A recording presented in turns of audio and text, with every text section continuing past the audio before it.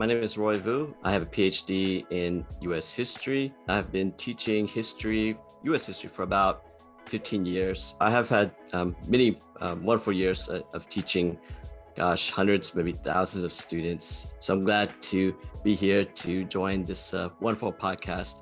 Welcome to The Vietnamese. I'm your host, Kenneth Nguyen. Being part of a culture of nearly 100 million Vietnamese people in the world today comes with a lot of pain, proud history, and privilege. Join me as I highlight and explore the Vietnamese experience from all over the world. Thank you so much. I really appreciate it.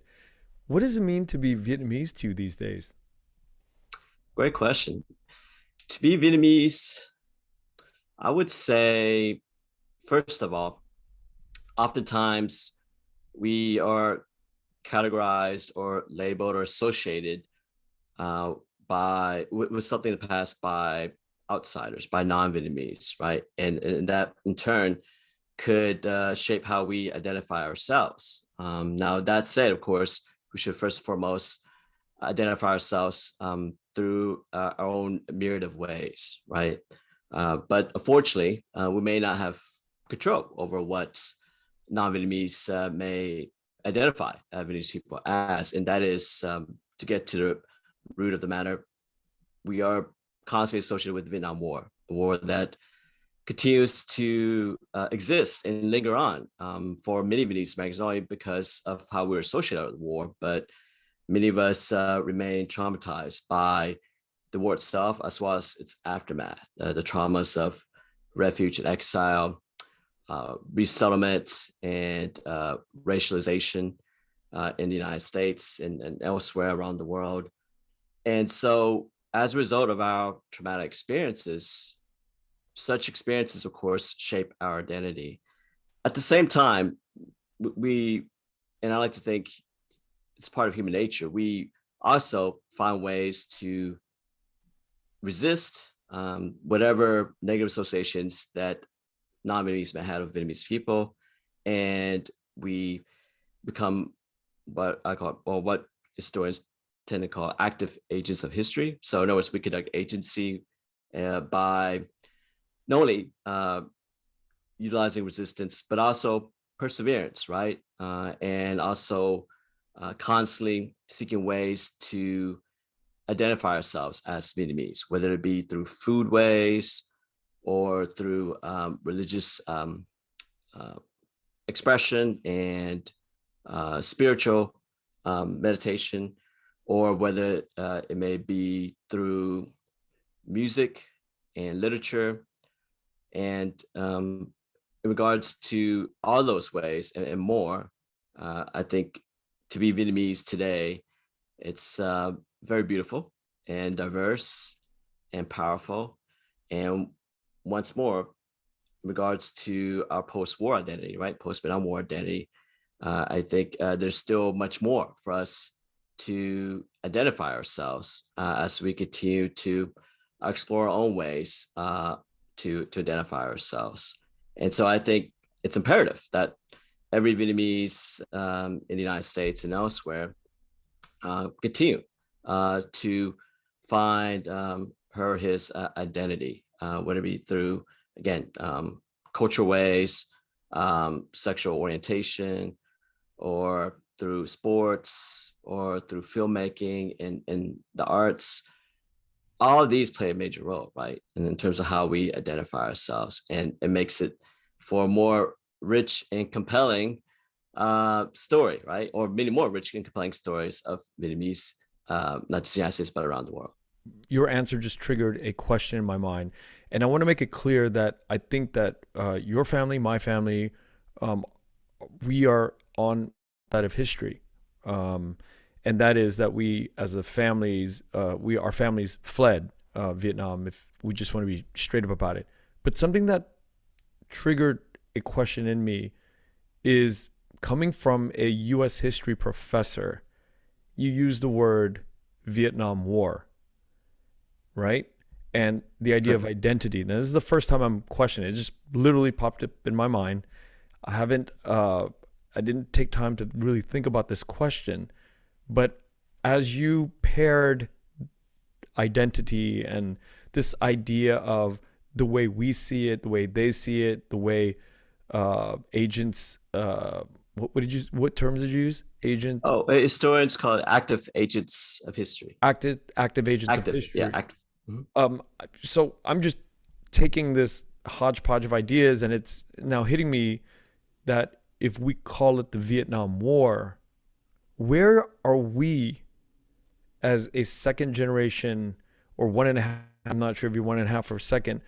Where are we looking at it from, right? Because that means that we Americans? Are we white Americans calling the Vietnam War? Now it becomes a weird feeling of it being. Now I don't want to be labeled as anything, right? I'm just asking a simple question. I don't want to be labeled as anything other than I'm a curious person asking a question right now, and I don't want it to get political. I hope it doesn't, well, it'd be nice for the ratings, but I mean, I want to ask a really simple question. Like, if we're calling it the Vietnam War, if us Vietnamese Americans are now calling this the Vietnam War, continuing to call it the Vietnam War, who are we? Are we no longer Vietnamese and we're standing on the outside? Okay, so I think you understand my question. No, it's a fantastic question. So as far as me as personally, yeah, I'm second generation Vietnamese American. I was born and raised in Houston, Texas, and I lived in Texas all my life. And regards to your question, it's a fantastic question. Since for the Vietnamese in Vietnam, right, they would call the war the American War, right? And sometimes scholars would assert the belief that the war is actually two wars, right? You have the first war between the Vietnamese nationalists and the French colonists, right? After World War II, from 1945 to 1954, and the French colonists were defeated. And so then you have the Geneva Accords, which divided Vietnam into two halves, right? North Vietnam and South Vietnam, the 17th parallel.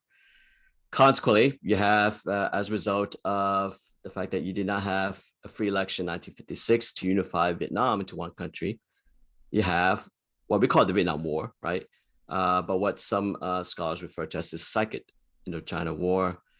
And this is a war that, going back to the Vietnamese Vietnam, would refer to as the American War, right? Because for the Vietnamese nationalists and for Vietnamese communists later on, they're going to view this war as a war against Americans, right? And so hence they call it the American War. So it's a fabulous question. And I think for Vietnamese Americans, say for us second generation, for instance, and perhaps future generations, we would most likely become more, for lack of a better term, Americanized or more acculturated to the country we grow up in and live in, than say the Vietnam, right? Now that said, of course, you do have more and more Vietnamese Americans, particularly of the younger generations, going to Vietnam to either visit relatives or family members, or you like self to visit family members, but also to conduct some business endeavors, right? And so part of the Vietnamese identity, to go back with the first question, is that entrepreneurial spirit. And so there are more and more younger Vietnamese Americans like yourself who are returning to Vietnam constantly, right, for a number of good reasons.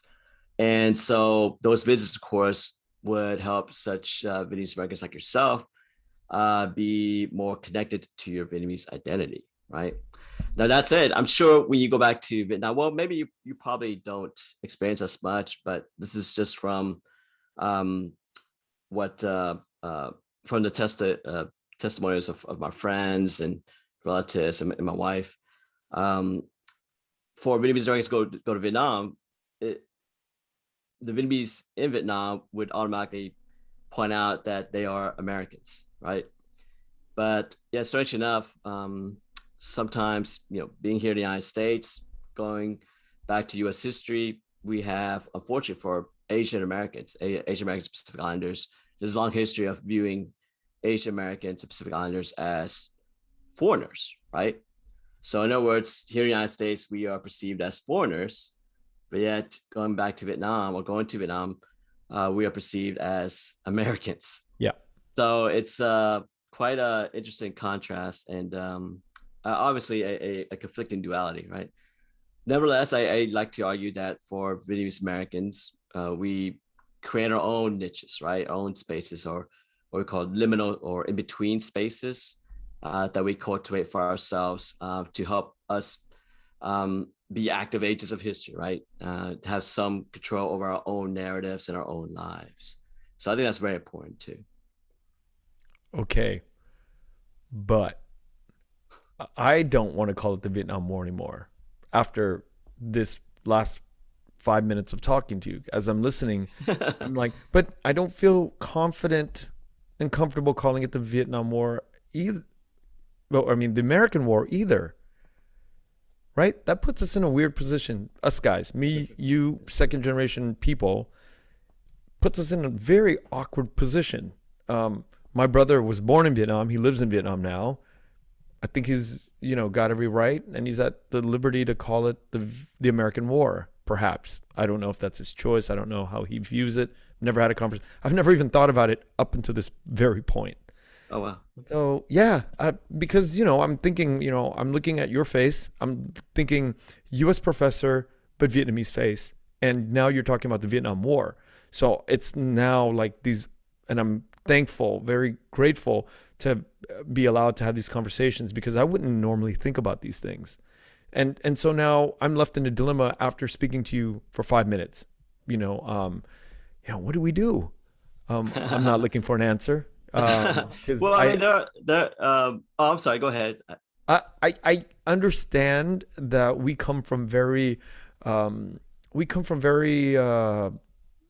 can I say, sensitive families. We come from a very sensitive group of people who have died and have been, in tough situations. I mean, that's putting it lightly, but at the same time, I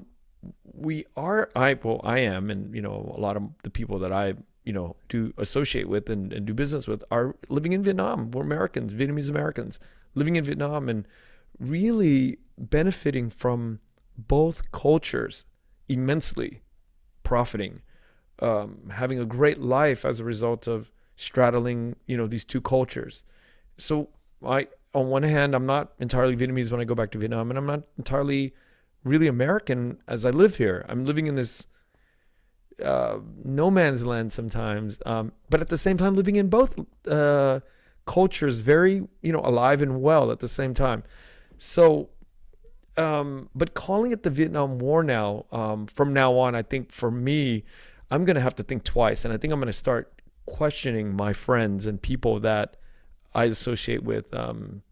To how do you I'm not going to ask you, but I'm going to start asking my friends how they feel about calling it the Vietnam War and not the American War. Well, it's a great, again, like I said, it's a great question. I mean, one solution would be to call it the U.S. Vietnam War. So I mean, that hasn't become part of of our vernacular yet, but I mean that's a possibility. Again, some scholars still refer it to as the Second Indochina War. But the Vietnam War, yeah, that term remains most popular, not only in academic circles but in the public as well. So yeah, I mean, it's great that you're questioning how we identify this war, a war that plays a big role in our own identity, right? Yeah. So absolutely, it's good that you raise such questions. Why did you get into teaching history? Why not? I mean, why U.S. history, I guess? Oh, I always loved history, and that starts from my own family's history. And so my parents being, of course, affected by the Vietnam War negatively, and subsequently being refugees and starting over the United States and try to settle our lives as new Americans in Houston, Texas. It was obviously a difficult, arduous journey, as for thousands of other Vietnamese refugees like your parents. And so to me, their story, as well as the stories of my relatives and my friends and their parents and how they got here, and always fascinated me. In addition, I always felt that history, part of it, I always felt that history is relevant. And one of my favorite novels, of course, is or one of my favorite authors is George Orwell. and of course, one favorite novel was 1984. And so history is always relevant. We're always connected to history. And of course, we want to learn from history so that we won't repeat the same mistakes in the future, right? In fact, by knowing ourselves and who we we're as a result, we have a better idea of who we are today, and consequently, we can make better decisions in the future. It's history is personal, right? And in history, it just reflect on, say, you wake up tomorrow morning and not know who you are. It's a frightening experience, right? Yeah. And not knowing your past, not know what's your name, why you're here, and so forth. It's frightening, and so you feel lost, you feel disoriented, right? And I think history helps us become more oriented in regards to who we are, and allows us to move forward. If, of course, we do so meaningfully in regards to learning from the past. And in addition to that, I love hearing other people's stories. There's a story part in history, right? And I think I mentioned to you before that history never ends until every story is told. And I think oftentimes stories are never told, right? Unfortunately. And I'm sure when you, I don't know. I mean, if you got a chance to talk to your parents about the war and the refugee experience and the resettlement experience, but there are tons of stories that are waiting to be recorded and documented, right? Just among Vietnamese Americans ourselves. And these are very important stories that we need to document and save before they pass away, right? And so I think it's very important that we document as many stories as possible. And it goes back to history being personal, right? And Yeah. I think it's important to record as many stories as possible. And going back to being a historian, it's, to me, I find it more fascinating to hear other people's stories, like yourself, than my own actual story. That's just me. Maybe I should start a podcast too, but it won't be as nearly as successful as yours. You are more than. I invite you to ask me questions throughout the conversation today, as much as you'd like. Awesome. It's a two-way street, and this is a conversation. I am very selfish. I love to ask questions and receive knowledge coming from you and information. But at the same time, I'd like to be generous in my time with you and offer, anything. If you have questions, please don't hold back. Well, may I ask a question now? Yeah, of course. Yes. Well, have you had the opportunity to sit down with your folks or your wife's parents and record any part of their lives? I haven't, and I regret it. My father passed away 10 years ago. Oh, I'm sorry. But right before I embarked on my the Vietnamese podcast, I had an uncle, his older brother, my father's older brother, who was in the Phoenix program, came to the U.S. twice, I think, and trained at the CIA. And I've always wanted to get to know him more. And unfortunately, he passed away right before I began the. I did ask him, but we couldn't get things coordinated tech wise, and so. As for my father, I think I actually had a lot of time, and we talked a lot about, but we didn't get to record it.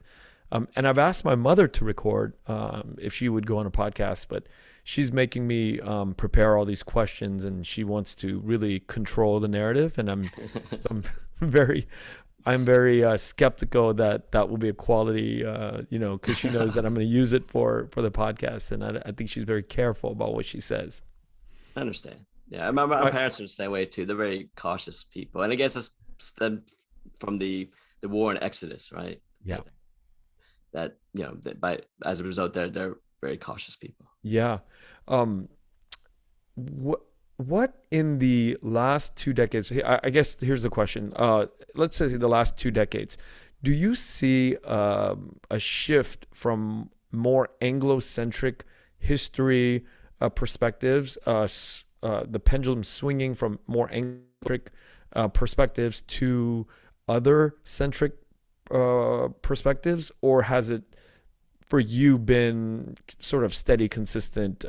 You're very open to the narratives being coming from everywhere, and you see history as more of a living, breathing document, sort of that's happening in time? Or do you see it like in the university, at the university level? Is it very Anglocentric when you first started? We weren't really given a chance to ask questions as much and portray our side of the story, or has it been fairly open in the academic circles the last 20 years of your career? So, a great question. A combination of both, and I think the last 20 years we have seen some progress in regards to where you do see other fields of study gaining greater prominence. For instance, Asian American studies, right? The Association of Asian American Studies, AAAS, has grown in leaps and bounds in the last 20 years. And so that's very exciting to see. And I hope to participate and join the next AAAS conference in Denver in April of 2022. So that's very exciting news. And I think in the field of, say, for instance, ethics studies, of course, that field, that genre wasn't created or invented in academia until the 1960s, right? Thanks to the civil rights movement and thanks to college students demanding to have Asian American studies or Asian American history classes on campus. And so it required a tremendous amount of, one hand, resistance, and then hand, creativity, right? And persistence to have Asian American studies or Asian American history courses on college campuses. Going back to my early years of teaching, I taught one semester at Rice University, and it was an Asian American studies course. And the students were brilliant. I think I'm more brilliant than the instructor, but they were fantastic, and they were just phenomenal. And they were the ones who demanded and wanted an Asian American history course at Rice University. And so it turned out to be, unbeknownst to me at the time, at the beginning of the semester, it was the first Asian American history course available at Rice University, or it was taught at Rice University. And so I felt very honored and privileged to teach the very first Asian American history class at Rice University. And this is back in 2005. Yeah, 2005. So it was just a humbling yet incredible experience. And so I think gradually, as far as academia in general, yeah, you do see you begin to see a plethora of courses that would allow marginalized groups, like, say, Asian Americans, and more specifically Vietnamese Americans, to have courses that speak volume to them, right? That personally affect them, right? And so another thing I want to mention real quickly, back in 2005 and 2006, as part of this small but committed group of Vietnamese historians who were trying to establish a Vietnamese studies and language program at University of Houston. And I'm proud to say that we were successful in establishing such a program at the University of Houston in 2006. I think it started spring 2006. And so it was a small but I would say mighty group, and it was hard. It was very difficult to not only create that program, but to have some support and unity from the local Vietnamese community, as well as from University of Houston. Funding was the big issue. Finding the right instructors was also another issue. And it took a lot of time. It took a lot of energy, but it was definitely a worthwhile endeavor. And it's something that I've always cherished, because I learned so much from that experience. And so I think sometimes in life, I know this is common knowledge, but you just have to go for it, right? You just have to be assertive and take action. And you just can't wait for things to happen. And I think historically for Asian Americans, particularly college students, even high school students, they have take action to their own hands in demanding a more diverse curriculum, whether it be from the 1960s, the civil rights era, or to now, right? Particularly in regards to, in light of, unfortunately, all the atrocious murders of George Floyd and others that have awakened many of us to take greater action, right? And so I think academia has responded in kind as well. And so henceforth, not only do you see a more diverse curriculum, but also more diverse teachers, right? More Right. diverse professors in colleges. And I think that's very important too. And it just can't be a token representation, right? Where you just have one Asian American professor, one Black American professor, and one Latinx professor. That's it, right? I think it's an ongoing struggle. It's an ongoing fight, but I think we're making progress.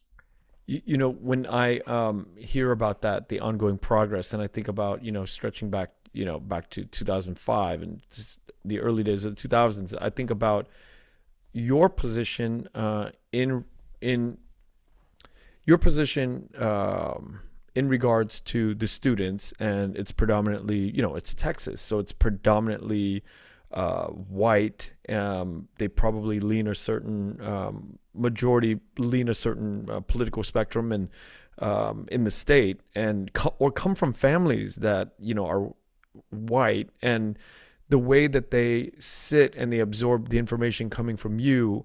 I'm thinking about the difference in the perspective of the students dating back in your early days of teaching versus now. I mean, what are the differences in the way the students are coming and how they receive the information, how they process the information, how they respond to the different things that you are teaching about?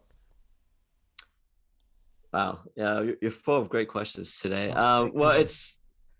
I would argue, on one hand, the information age, of course, has exploded, right? And so there are so many sources that students could attain and access today, much more so than say back 2005, 2006. And so as a result, they're exposed to more good information, but also more bad information or more misinformation, right? And we saw that happen in the recent U.S. presidential elections, and to this very day, right? You still have a lot of conspiracy theories about the 2020 election results, and about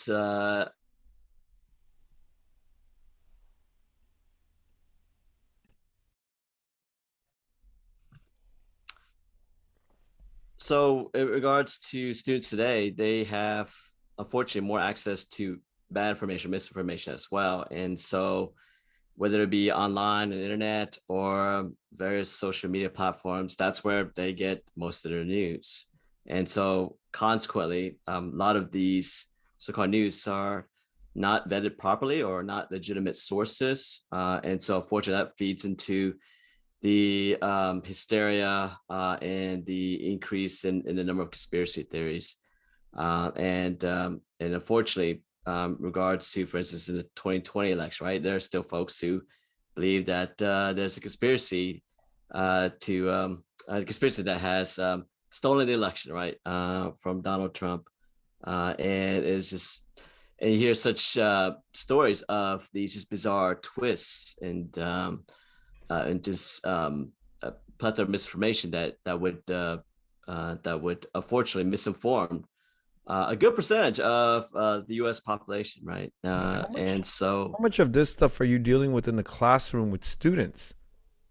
right. So with students, not so much. And I think as far as college students, usually college students, for the most part, they recognize the differences between, say, a legitimate source versus an illegitimate source, right? Or a bad source. And most, or at least for my history classes, I do have students write a paper on sources and analyzing sources and critiquing them, whether or not they're legitimate sources and how so, and whether or not they're good to utilize to analyze the topic, right?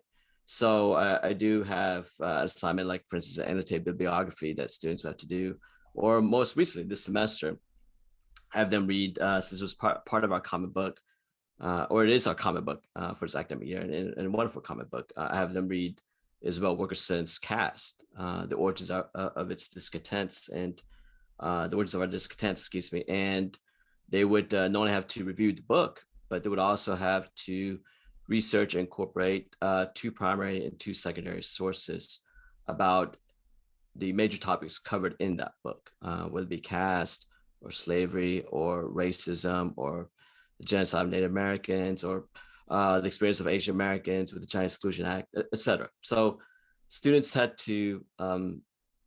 to do the research, and they have to, of course, provide legitimate sources. And I tell them, I mean, if you're looking for legitimate sources, start with .gov sources or .edu sources, right? Don't go to TikTok or Facebook to find sources and cite them as proper and legitimate sources.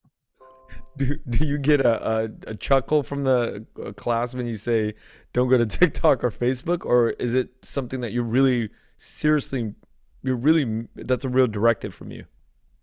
Yeah, I mean, it is a directive, but sometimes I can't help but laugh, and it's and I shouldn't laugh. I mean, you do have, unfortunately, yeah, a lot of adults, right? I mean, a lot of going beyond colleges. I mean, even adults or parents or grandparents, right? They read all this bad information or misinformation through video, through various social media platforms, and also go just to bring it back to the Vietnamese American community. I mean, there are a lot of, unfortunately, bad media sources, right? Whether it be in print media or in Vietnamese American news channels that our parents and grandparents listen to, right? And so it's just I mean, heck, you don't yeah, even have to go to grandparents or parents. There are people younger than us who are, subscribing to this stuff. that's true. You're right. And Yeah, it's it's crazy. it's a dilemma. I don't think it's just in the Vietnamese community. I think it's, worldwide. I think it's, this idea of algorithms and computer technology today, this day and age of, it's cyber warfare if you think about it, right? Like, Sure. we are being leveraged to fight from within. They don't need to lob a bomb, and we don't need shields to block incoming nuclear warheads anymore. They're doing it from inside. They have the mechanism now to do it from inside. And here's the thing. I think, like, when you think about the Chinese government versus the US government, we are kind of here in the US at a disadvantage, I think. When I think about, the Chinese government probably can do whatever they want, however they want. They're not being checked. So they're doing whatever they want. The US government is probably not, we're not probably, I don't know. I could be very wrong and very misinformed. But I think the ability for the Chinese, like farms or troll farms or to infiltrate and create misinformation in the US is far higher and likelier than the other way around. And Sure. I think it's a problem. I mean, it's a massive problem that we're going to be dealing with this in the next decade or two with very divided American thinking. And that in itself is really fucking up the political process here in America, right? Sure. Absolutely. Yeah. And also the way we handle the pandemic, right? I mean, all Yeah. the misinformation about COVID-19. And so it's frustrating. Yeah. I mean, not only as a instructor, but also as a citizen in the US, it's very frustrating to witness. And it's unfortunate. All I can say is in regards to going back to your question about the students and have they changed. For the most part, I mean, as far as what I witnessed and what I read about the papers and the reviews, I mean, they seem to be aware, or at least more aware of what is a legitimate source and what is not. Now, I can't go beyond that. I mean, I can only see or read what's been going on outside the classroom, and it's like you said, it is fucking up our political Yeah, system. it really is. It really is doing a lot of damage. And I sometimes I get so pessimistic, and I get really sad at the prospect of thinking about how under leveraged we are compared to forces outside of the US like Russia or China, forces that we're having to come up against. And it makes me really sad to think about the state of misinformation in the United States, how much unfucking of this problem we as normal citizens can do? I mean, does the tech companies, the big YouTube and Facebook, these big social media companies need to jump in and do something about it? Or is it really impeding on our First Amendment, First Amendment rights? Right. I think they absolutely do have a social responsibility and a commitment, right? To spell out and flag and delegitimize these bad sources or misinformed sources that consistently misinform people, right? And divided our nation, right? And so I think Facebook, Instagram, well, although they're the same company, but TikTok, Snapchat, you name it, right? All the social platforms. I mean, those companies that run those social platforms. I mean, they have a social responsibility, right? To make sure that such misinformation, where you have so many trolls controlling such platforms and just spewing a lot of poison, right? That are designed to be, of course, more divisive and to keep the citizenry less informed, right? Yeah. And so it's really, I agree. I mean, yeah, sometimes I do wake up pessimistic and unsure of what can I possibly do, right? I'm just a community college professor, right? Mhm. And so it's frustrating, but at the same time, I guess one way for me to maintain my sanity is that I try to focus on things I can control, right? And do my best in the things I can control, and that is, say, for instance, in the classroom, help my students in terms of educating them about legitimate sources online and elsewhere. Yeah, because I start to think about it and I look out and look at the polarization that's happening. And I'm like, are white people really that racist? Or has the computer algorithms created this sort of, division? Or because of social media, do we know more about the world and the way, how Anglo-centric history has been written and we're now more aware? Or is it a combination of everything, algorithms and being more aware and, it's creating more of a division instead of being more of a connected, I remember in the 90s, as I was growing up and I served in the military in the Marines. And, I remember being around all the white guys from the South and from the Midwest and lovable human beings who've turned into DEA agents, FBI guys, CIA guys. And probably those are the people that I'm standing on the opposing sides of today, I think on an intellectual level, right? In terms of like their beliefs and my beliefs. I think there's probably, if I was to take five of my best friends during those years in the Marine Corps, five of my white friends, and we stood up and we sat down in a classroom today, we would probably be seeing the world in a very different, light to today. But back then we were very loving and, we worked out together, we ate together, we talked about the same books together and we enjoyed the same movies. And I wonder about that often. We didn't have Facebook back then, so I didn't keep up with any of the guys, but I often wonder about it. It was much more tamer America, for me at least, coming from that world in the 90s. Yeah, I think also, like you say, I think it's a combination of everything. I mean, I think just with the advent of technology, right, and the advances technology has made and has made accessible, right, to more sources, to more people, right. And I think we're also more cognizant and aware of some of these social issues that continue to plague our nation, right.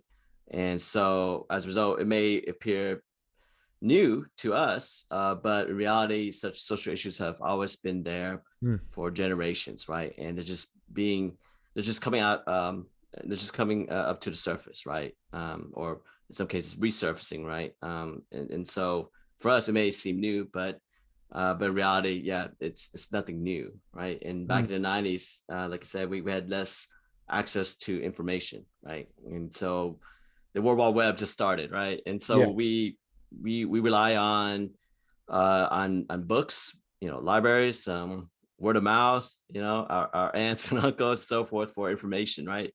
And we'll watch, of course, the local news as well, and so our sources were fairly limited, but at least they seem to be more legitimate, right? Than say, the billions of different news sources we have today, right?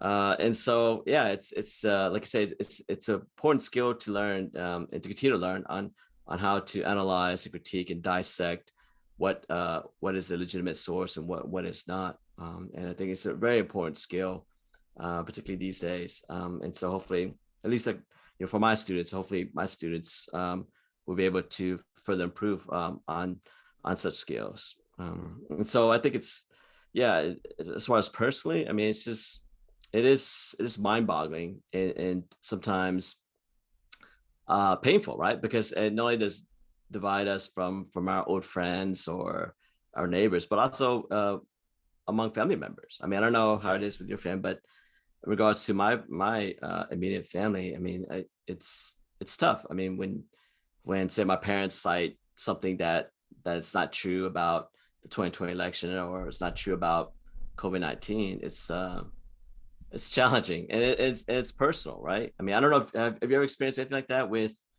any of your family members? I mean, almost all of them. All of them? There's members I don't talk to anymore.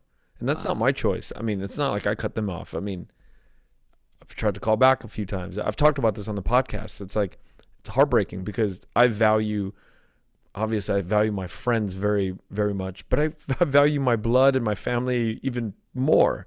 And it's heartbreaking when, because of misinformation, they're not calling back, and they think that you're on one side, or, they think that, I think it's always been a belief that some of them have thought that, my brother and I, we, happen to have gone to college, and, they think that we think that we're more informed. And that's just, if we could just sit and have a conversation about certain things and not, we've never even gotten an opportunity to sit down and talk to each other. And I think there's just a line of demarcation, there's a line in the sand from maybe a decade ago, automatically built there. And then all of a sudden, these walls go up with the digital sort of like advent of social media, and it becomes more polarized in the family. You see each other at a wedding or a funeral, you say a few words, you kind of gauge where each other's at, and that's that.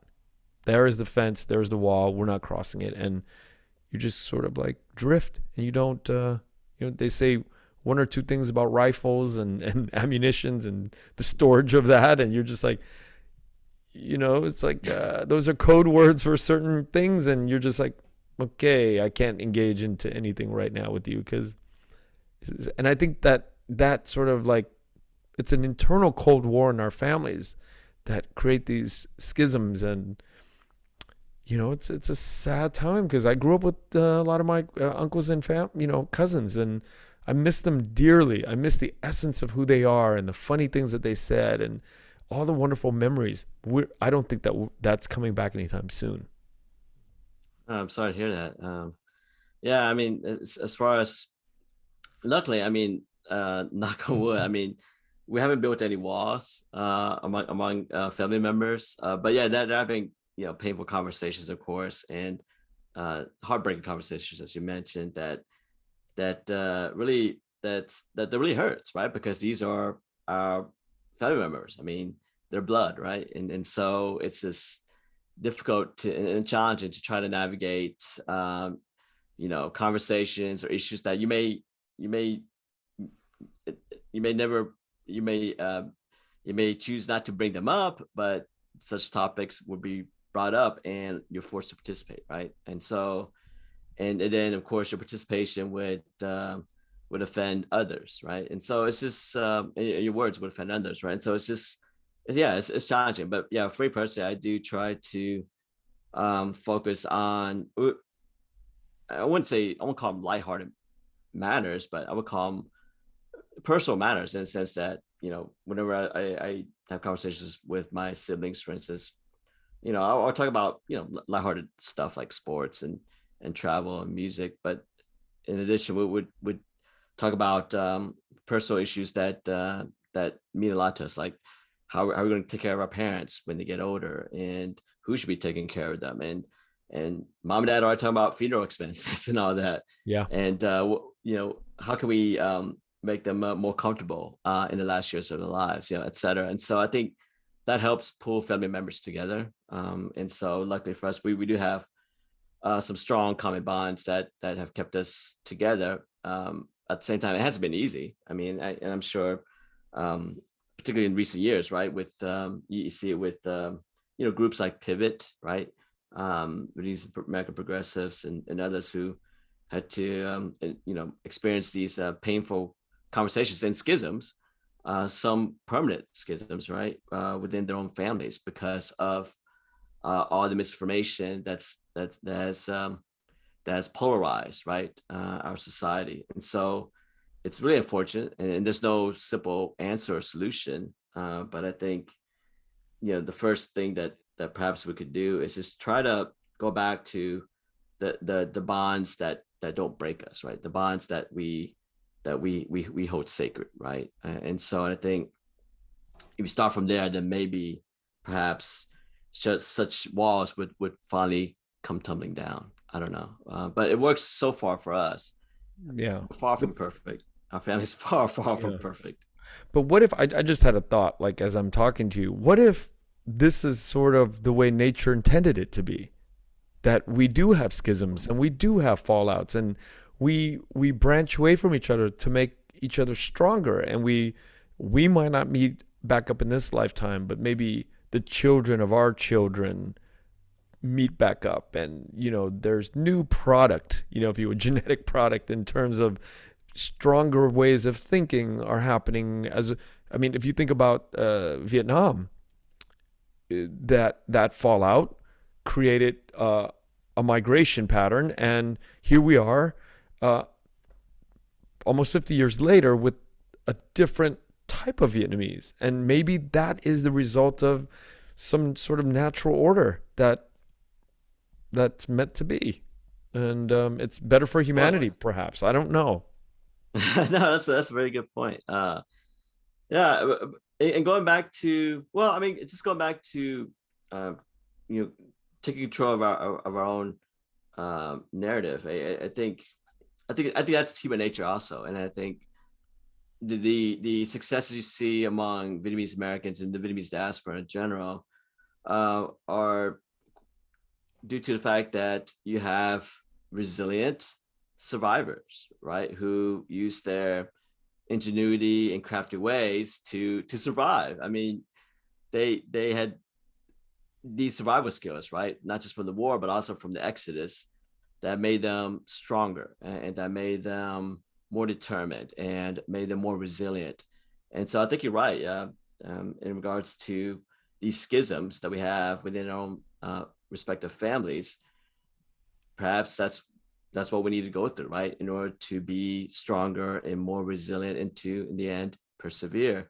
And like I said, maybe that's nature's way of telling us that not that it's okay to have schism, but it's not uncommon, in that it's in a way natural to have such schisms, Yeah. and that we have to confront such schisms rather than just ignore them, right? And so we have to learn how to deal with such schisms. I think you're right. Yeah. Absolutely. So now I want to cross over to something that's related, which is critical race theory. I have read, I've looked it up, and I kind of read about it, and I don't fully understand it deeply enough. And I wanted to use this time today to ask you about the history of it, the political nature of it, everything about it, because I've asked other guests that I've had on if they felt comfortable coming back on to talk about this idea, and some have said no, and they just don't feel that they know enough to comment about it or to kind of give a little mini lecture about it. So I wanted to ask you where you're, with your professional background, I would love to hear a little bit of history and the way it's taught in schools and the way we should think about it. Oh yeah, absolutely. So I think we talked about this before. I'm not, my field of study isn't specifically critical race theory, but I do talk about race and racism as well as caste and casteism in U.S. history. And uh, uh, basically, the bottom line is, in regards to critical race theory, it's it's a idea that students in a classroom should have opportunity to participate or to learn, participate, and engage on race related matters and issues, particularly in regards to systemic racism or institutional racism, right? And so it's important for students to be fully aware of the fact that in the history of the United States, as well as other countries, you have a system that is designed to ensure that a group of people would be permanently cast at the bottom rung of the social ladder, right?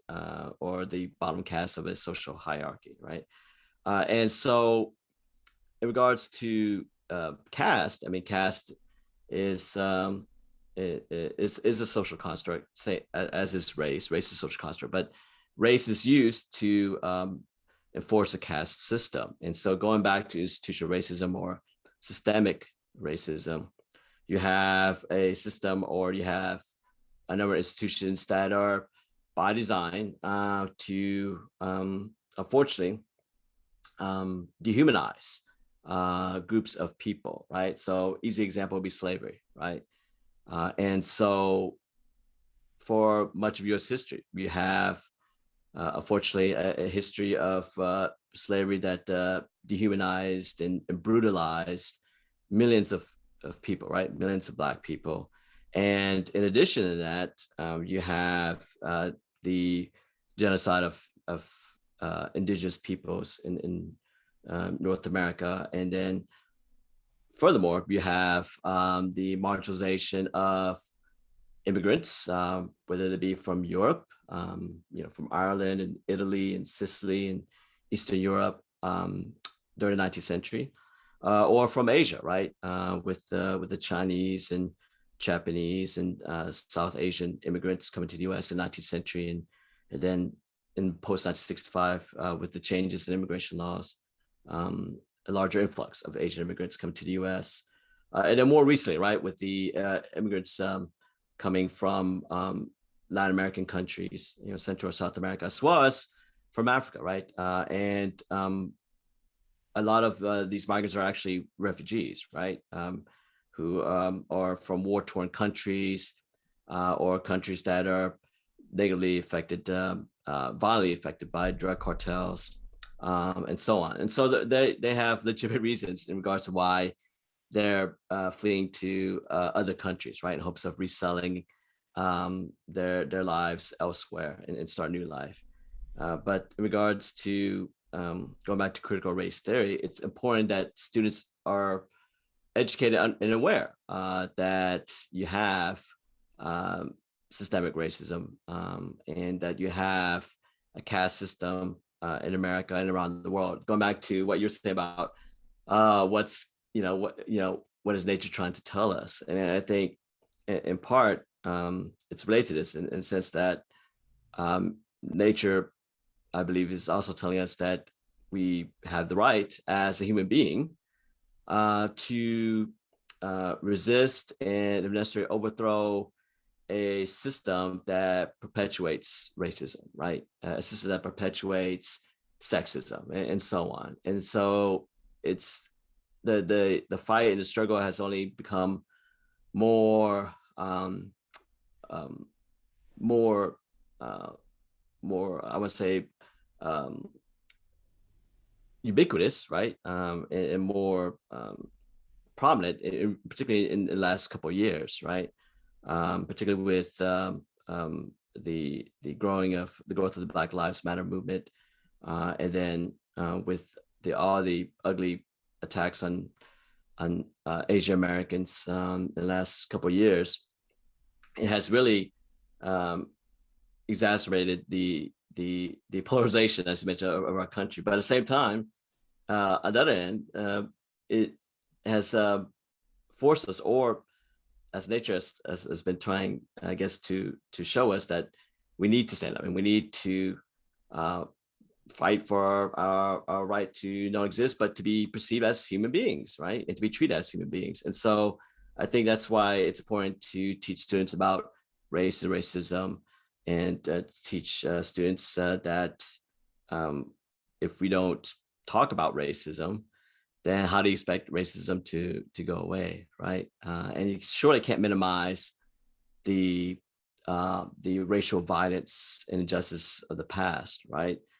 Instead, you have to confront them and you have to discuss and deliberate over them in order to move forward. And I think for those who oppose the teachings of critical race theory, now the focus is more on K through 12 and not in higher education, but nevertheless, um, I think for opponents of critical race theory, their focus is on, well, I don't want my kids to know about the ugly past of the United States.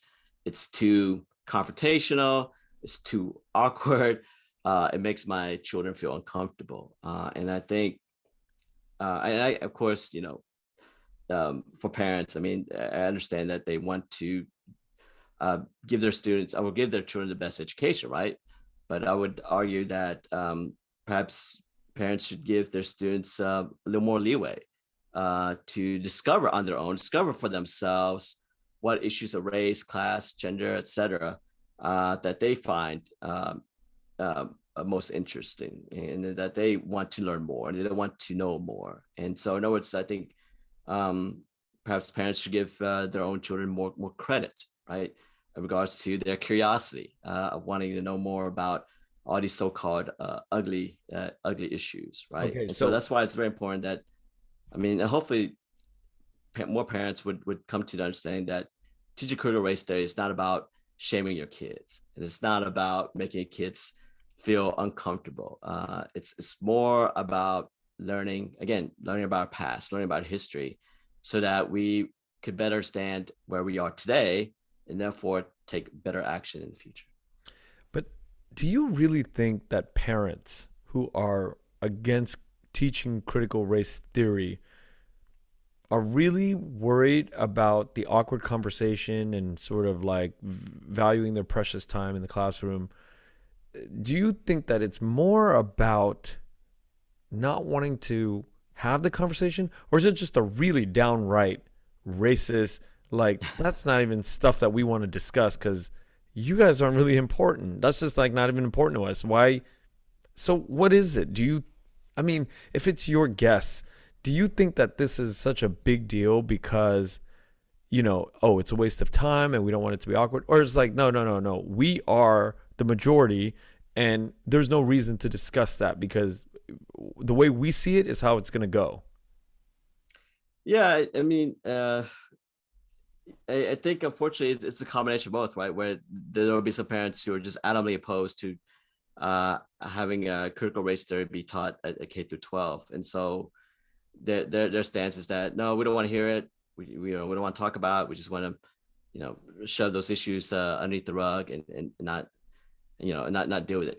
Hear no evil, see no evil, right? And so it historically, that's unfortunately, I mean, that's not uncommon. I mean, you had back in the mid 19th century, in the 1800s, right, before the Civil War, you have Southern representatives in Congress who represent the interests of the Southern slave owners and not the poor landless whites or not the black slaves, but the elite, wealthy Southern slave owners, and they would try to justify slavery, calling slavery as a what's called a positive good thesis, that the institution of slavery was a positive good, not just for the slave owners but for the slaves themselves as well, because the slaves, they're too stupid and too unintelligent and inferior to take care of themselves. So thankfully, they had the slave owners to take care of them.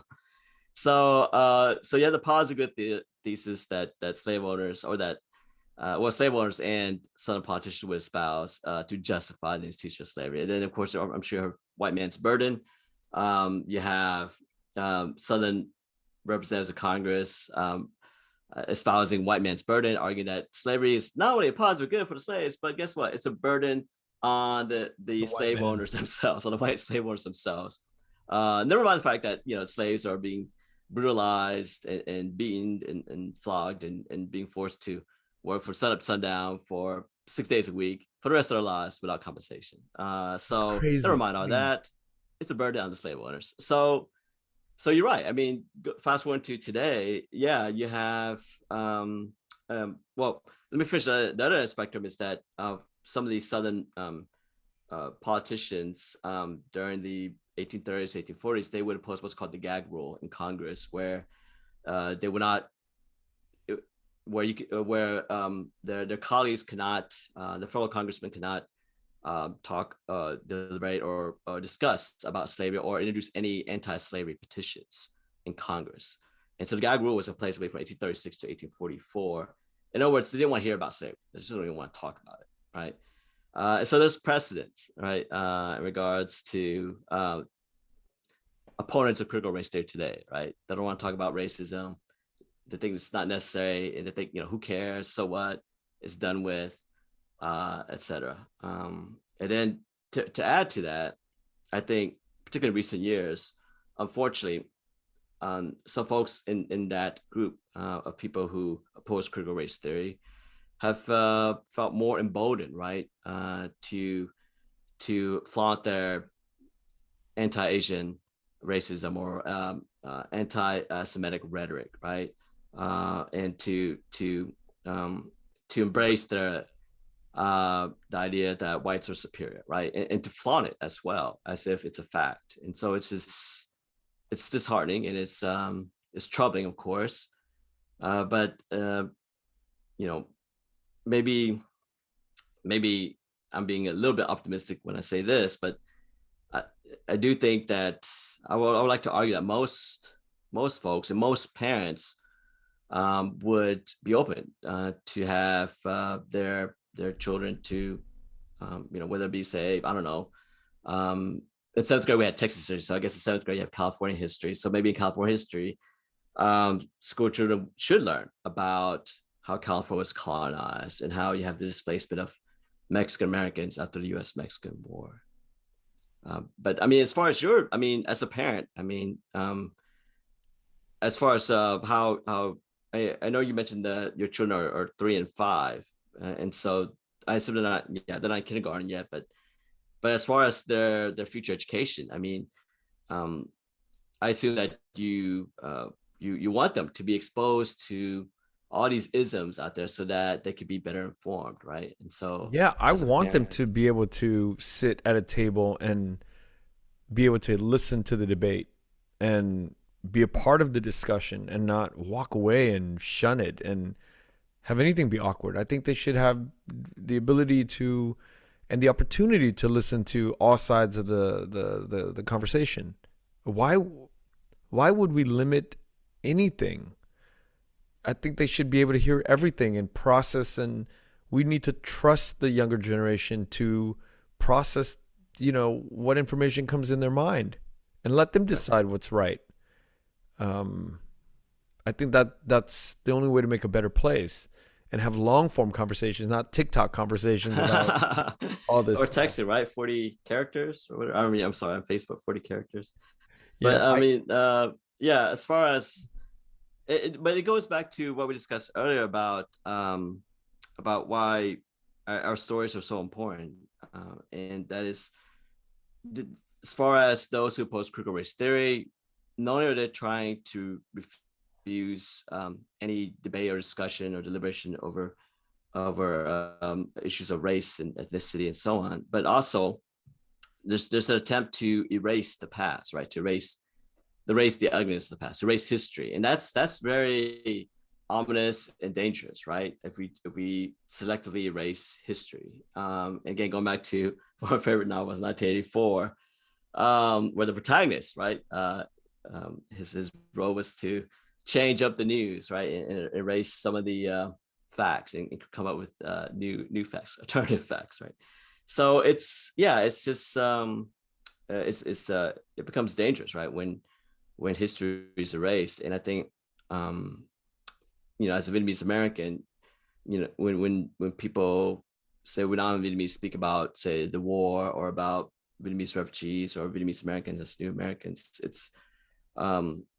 it can be little bit humbling, but also a little bit frightening, right? At the same time, when whether to make positive or negative comments, right, about Vietnamese Americans. And I think it's important that we stand up to ourselves, right, and speak our stories. And your podcast is one great channel, right, where we can share our stories, and that allow us to not only share our story, but to make sure that our history isn't erased, that our history isn't invisible, right?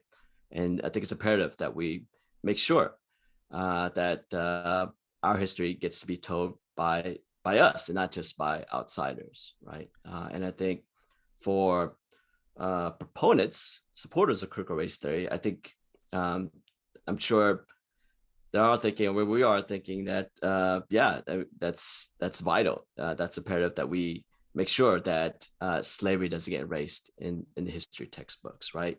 Or the displacement of Mexican Americans doesn't get erased in textbooks, or that the Chinese exclusion acts don't get erased Yep. in U.S. history textbooks. We've been talking for the last hour. Oh wow, right, yeah, a little bit more. And we talked about history, but there's a whole other side to you. This whole idea of farms and planted. We haven't discussed yet, and I want to know when that started, when these narratives or ideas of why farming is an important thing. Well, just as a clarification, as a disclaimer, I cannot farm, I cannot garden. Okay. I have brown thumbs.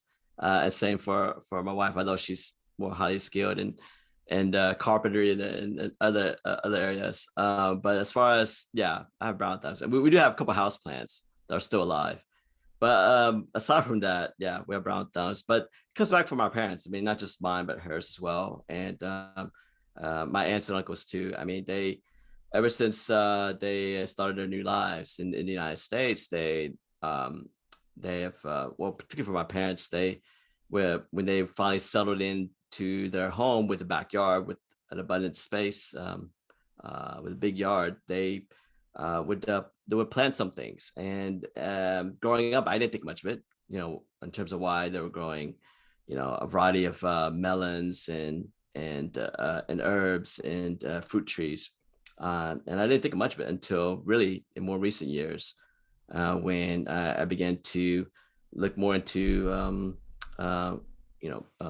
food studies and food history, and that got me interested in writing about Vietnamese Americans and their kitchen gardens, or their home gardens, I like to say, because these spaces, no matter how small or big, and no matter what they grow, it does help them maintain their Vietnamese identity. And so the themes I like to focus on are food sovereignty, the homeland duality, and culinary citizenship. And so those are the three themes that I usually focus on. And in regards to food sovereignty, I mean, think about Vietnamese refugees. And I'm sure, you mentioned you talked to your mom and dad, and I'm sure they share stories of how they struggled early on, right? I mean, our parents struggled mightily early on, and, there was no H Mart back then, right? And it was hard to gain access to herbs and fruits and vegetables that they were much more familiar with back in Vietnam, right? And so bitter melons and jute leaves and white eggplants were not available at your local Kroger. And so, or I guess I don't know what we have in California, but in Texas we have Kroger is pretty popular in Texas. I don't know what it is in California, but you get the idea. So mainstream grocery stores didn't carry these Vietnamese herbs and fruits and vegetables, and so as a result, they would plant their own kitchen gardens or their home gardens, right? And so they would plant a variety of herbs and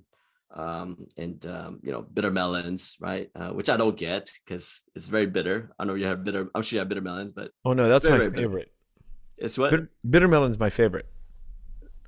Seriously, wow. Yeah, Okay, I love it, and I it's have an other acquired taste. friends that love it too. Okay, it's really good for your health. Yeah.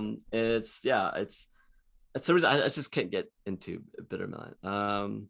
But I have friends like yourself who really enjoy eating bitter melons, and so they'll pass it on down to their children too. It's like wow.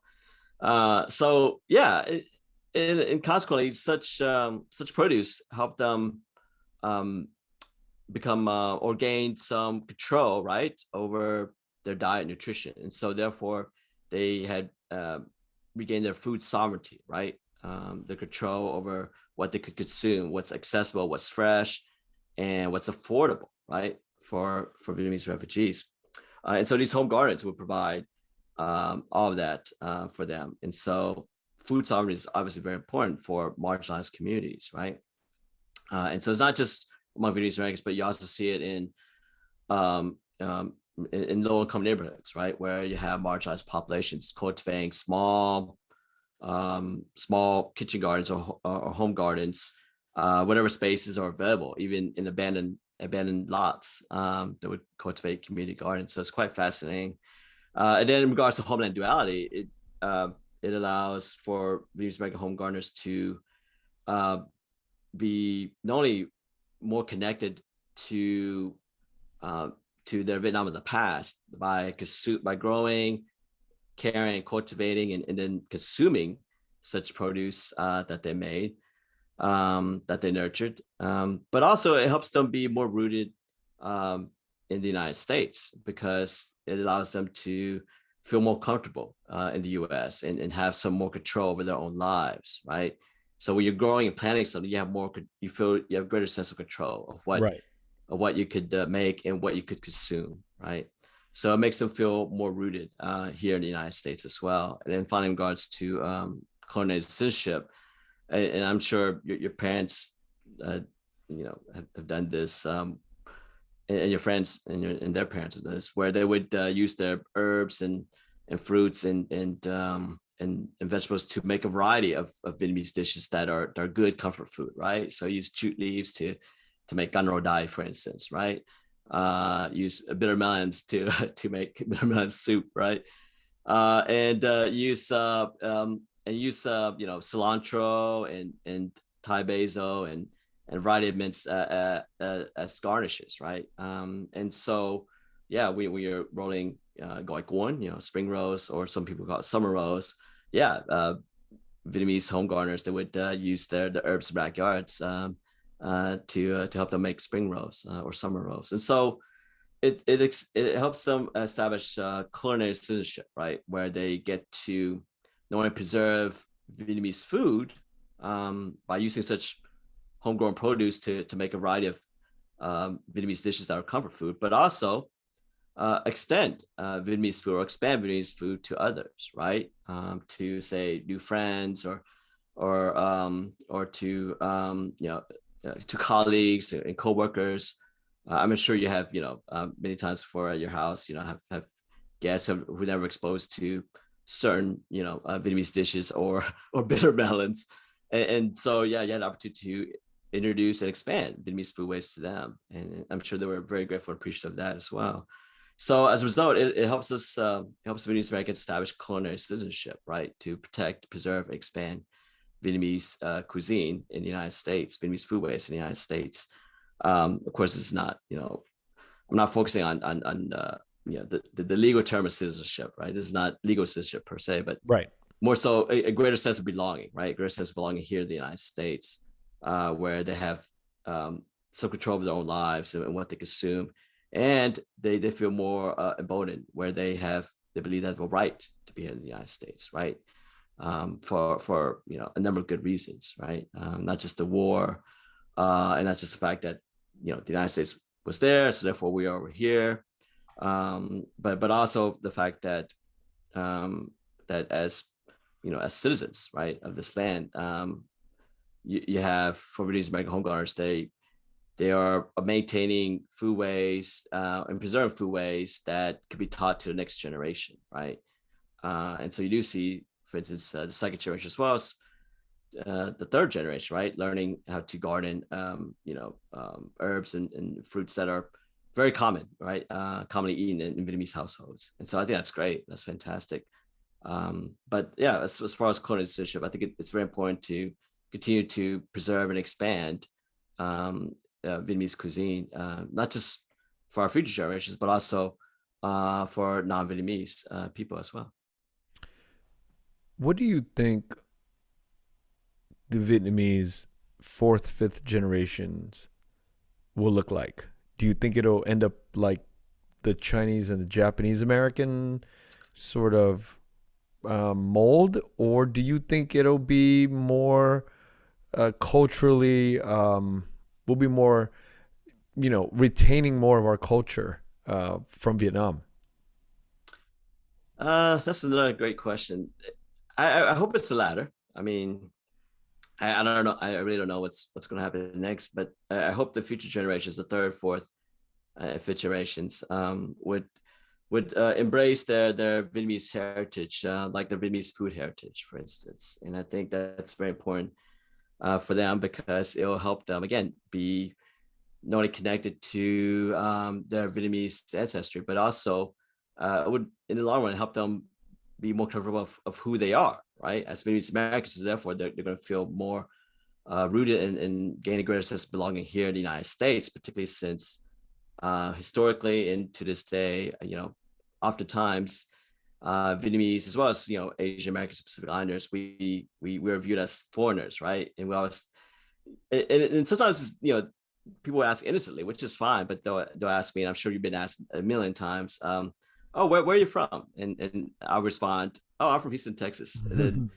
no, where are you really from? Look, and they'll say, no, really, where are you from? And then I have to clarify and say, well, my parents were born in Vietnam, but I was born in Houston, Texas.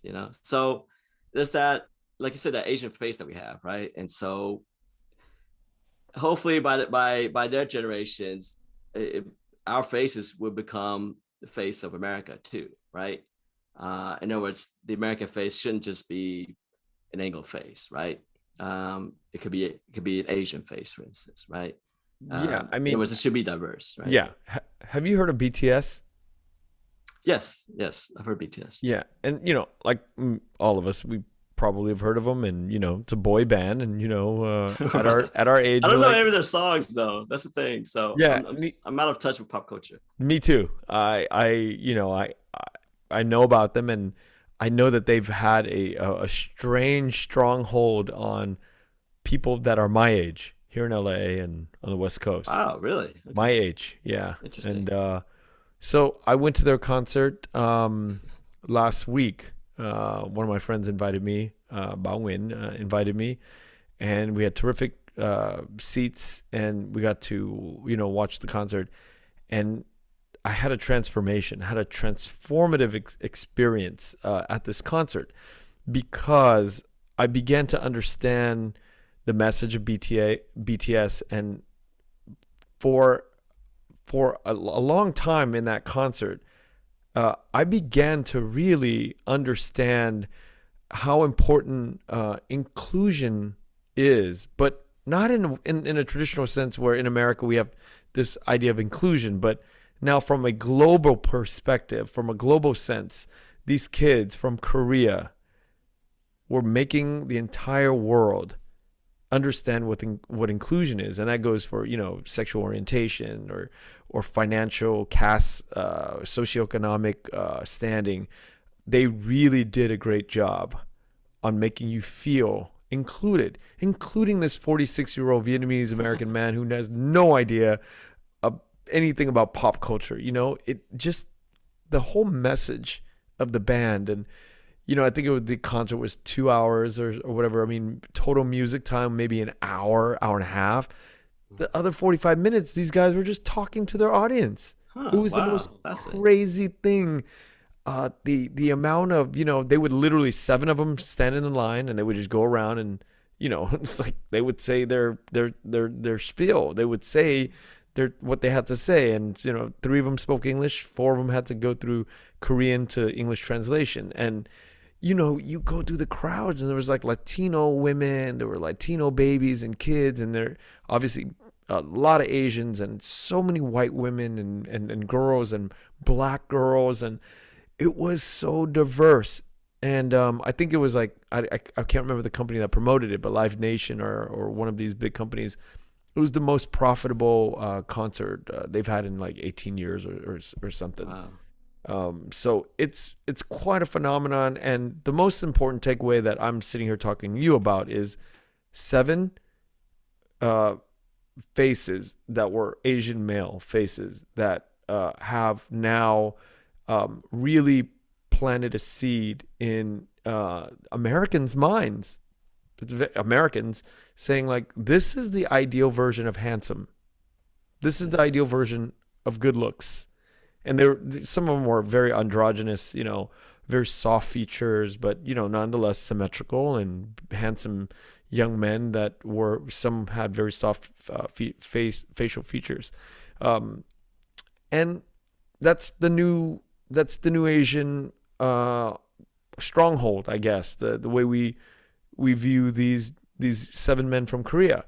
And I used to, in the whole year of doing this podcast, I used to say, how do we beat the Koreans? How do we, what do we do with our films and our music to be? Now I'm like, I look at it totally different.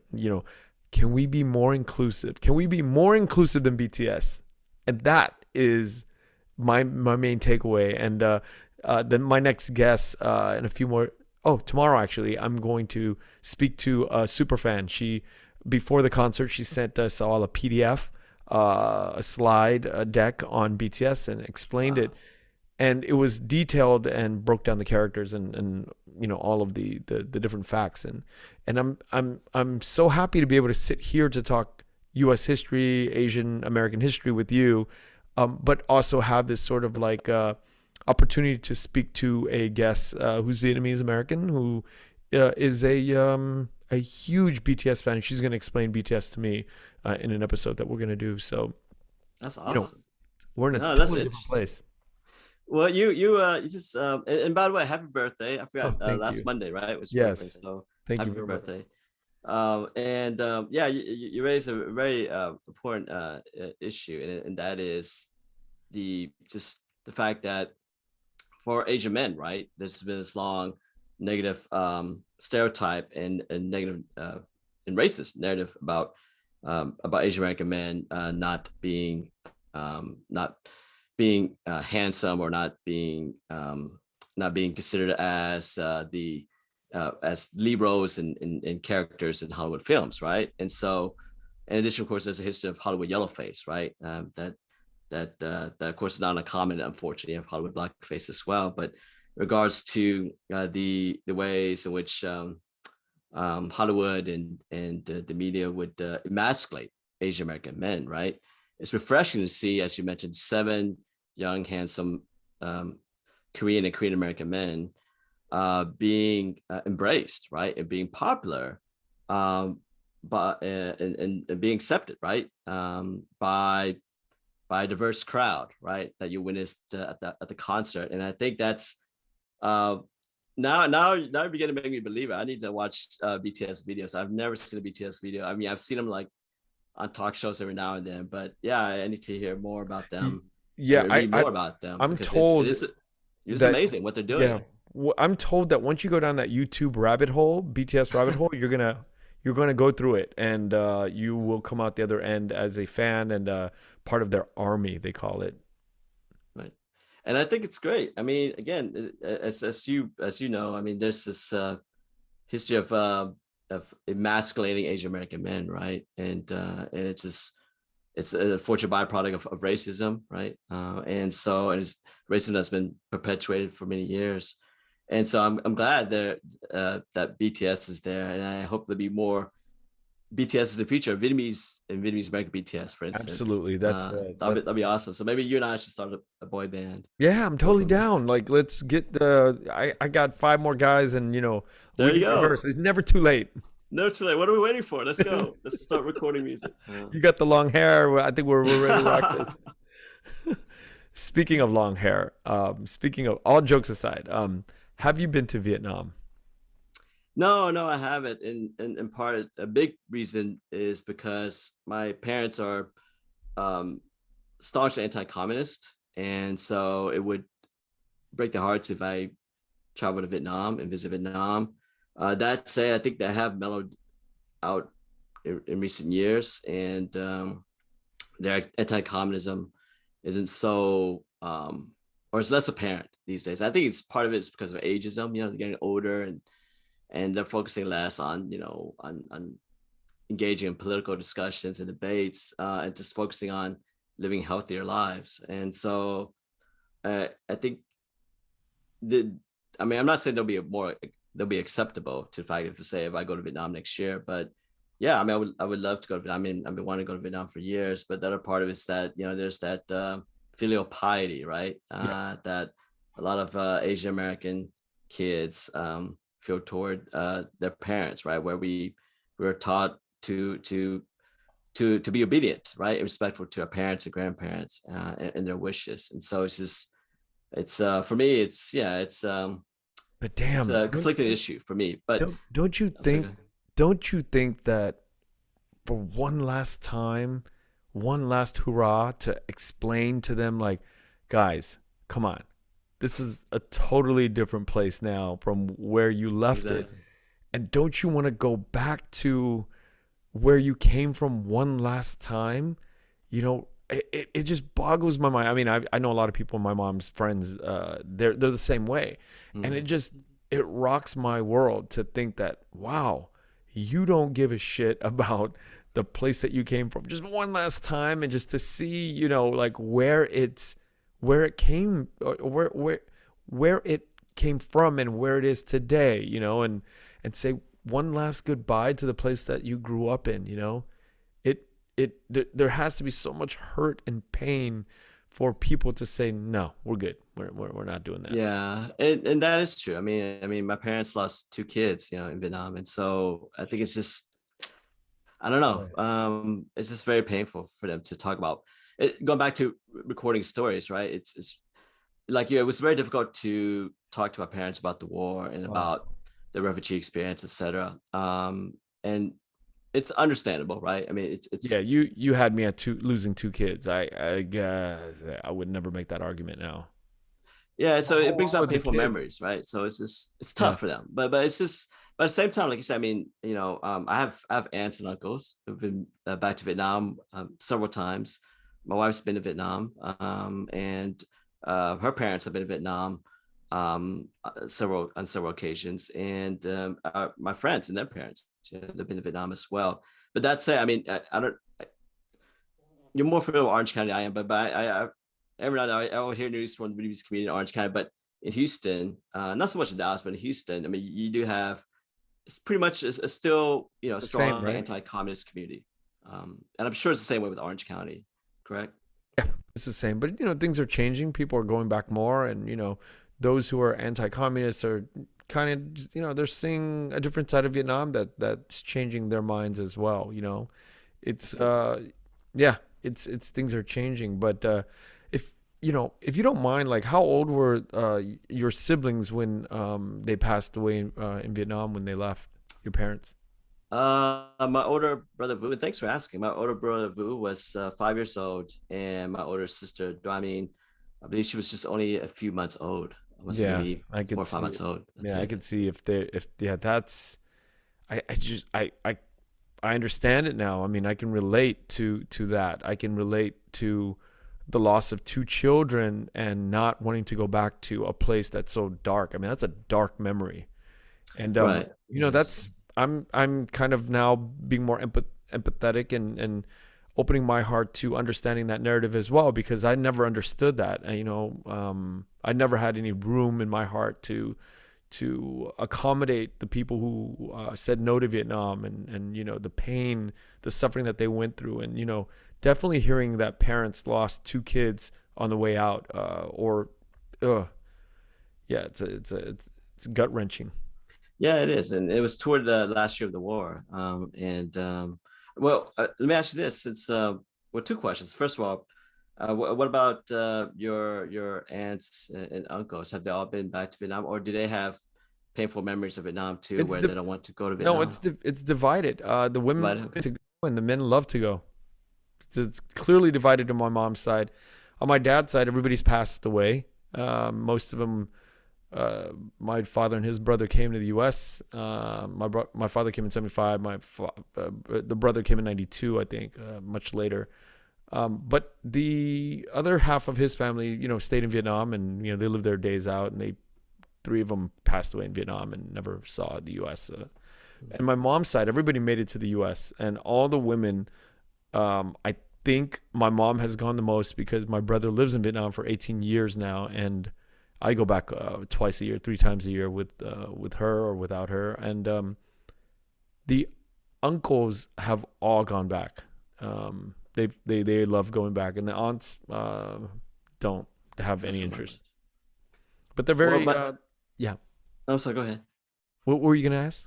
Oh, well, my second question is, so with your two children, I mean, I'm sure you're gonna encourage them to go to Vietnam over and over throughout their well, hopefully in their developmental years as well as into their teenage and adult years. But also, I was gonna ask you, what do you foresee your two children when they grow up to be adults, regards to how much of their Vietnameseness they would retain? I have a problem, bigger problem than Vietnamese culture. I think they're going to spend too much time. I'm not making a joke here. They're going to be spending too much time in the metaverse to even give a shit. I hope that at some point these episodes are downloadable for them and they can just ingest it into their memory bank and make it be a part of their sort of their way of thinking and just so it can be a part of a chip in their memory, a compartment in their memory. Like this is what their father was into, and I don't know if I'll be happy if they can just exist healthy in the metaverse and not, choose and opt out of living and, becoming this, virtual existent sentient thing on a chip. I think about that more than the cultural side. The cultural side of what I'm doing is really for me, because I think you probably can relate with me on this. Is being born in the U.S., we identify a certain way, we look at things a certain way, and oftentimes there's two ways of looking at the same thing, and there's no answer sometimes. And you'll experience it once you go back to Vietnam. It's such a weird thing. I'm just like, wait, am I one of them or am I one of these guys? And the kids that are born much later, I don't think that they're grappling with that same issue. I don't hear it. The much younger kids that are Vietnamese, I mean, they're literally worrying about where they're going to be living in the metaverse, and I think that it's a foregone conclusion. But I do this for me, and I'm perpetually digging for answers in terms of the beauty of our culture, and it's sort of like a museum for me. I get to collect these wonderful personalities, and hopefully at some point I can start having previous guests back on. But now I have so many new guests that I keep wanting to check out and learn more about. But at some point I do want to have different people back on that I've had throughout the year. Well, that's a terrific problem to have. Too many guests, right? That's a great problem to have. And hopefully, maybe one of these days, if you if if it's your wish, perhaps maybe these interviews would be donated to an archive, right? So that way it'd be preserved for in perpetuity, right? And so then that way generations after could have access to these videos, and scholars can have access to these videos too, and not just the general public. But just of course, these are your videos, your interviews. So I think it's fantastic that you're recording so many people from all walks of life to help us better define what it is to be Vietnamese. And hopefully, yeah, hopefully your children will get a kick out of them Yeah. and watch them too. You know what's really trippy is you know, like if to sit with you is relatively simple because, you know, I don't know you and, you know, I don't know of you, and to sit here to ask questions about somebody like you, it's simple because your responses trigger more questions. But when I have people that are the trajectory of this podcast has people who everyone knows, you know, in the community, both in Vietnam and the US, you know, people we see on talent shows or people that we know in our pop culture growing up. I'm having issues, some sort of like different blocks because everybody knows them, and it's like, well, what can I really ask that people don't know at some point? Because culturally, they're everywhere, and people know who they are. And so, you know, I relish this time in the early days of the podcast to be able to sit with people who are doing important work that are relatively unknown, and that to me is the most satisfying thing. And then eventually I get to the people who are, you know, the world knows a little bit more about. But, you know, these times for me, the next year, the last year and the next year, being able to sit and talk to a real diverse group of Vietnamese people throughout the world is a unique treat. Well, I'm glad to be here, and thank you again for inviting me. This has been a great joy and a wonderful experience. And Thank you, feel Roy. free to stay in touch and ask more questions. And I'm sure I'm going to ask you more questions too. I think the next time we hopefully it's not the end of the United States or some massive riot. But right. I mean, I could see that's when like I'm gonna go, hey Roy, let's get back on an episode and let's discuss what's going on in American politics right now, because I think that those are really cool times to re-engage in our conversation. Absolutely, and if necessary, start a Vietnamese American pop band. Yeah, Vietnamese BTS band. Yeah, I think that we should really think about that. And when the what do they call it? The steroid injections, stem cells. When they perfect that CRISPR program, we can, you know, revisit that, because you brought it up twice now, and I'm not gonna let that go.